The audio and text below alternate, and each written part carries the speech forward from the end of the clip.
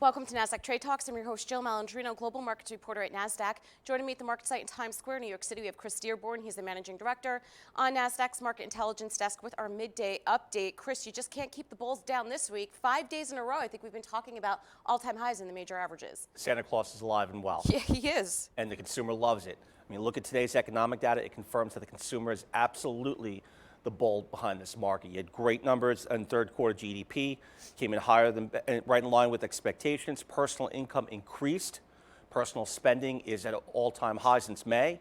And with that, you look at the University of Michigan Index of Consumer Sentiment, also higher.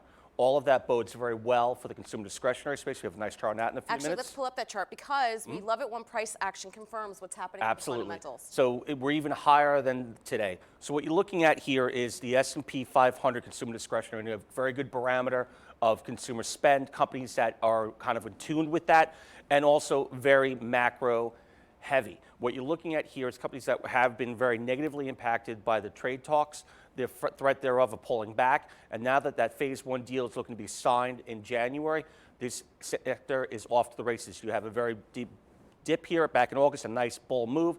Consumer discretionary and tech were the big leaders for the last 2 years.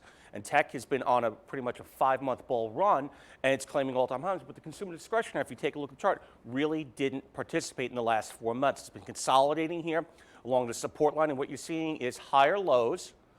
And all of a sudden, what we had last week was a 1.1% breakout above that high, confirming that this has legs to run. Today, we're trading even higher. And with the news today on the economic data, confirms this chart that there is going to be higher highs for this sector. All right. Well, and Brian's technical work he's been doing, 2020, if things remain the same, could potentially mirror 2019, which is awesome. I'd be happy about that for my 401k.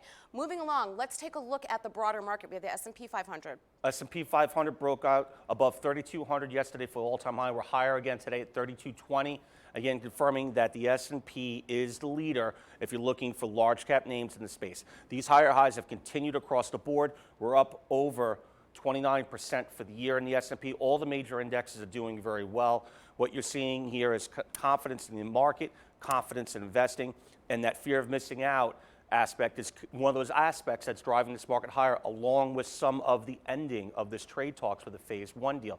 People had fear, they held money back. That's why you saw the Treasury yields dip down to like 1.5%.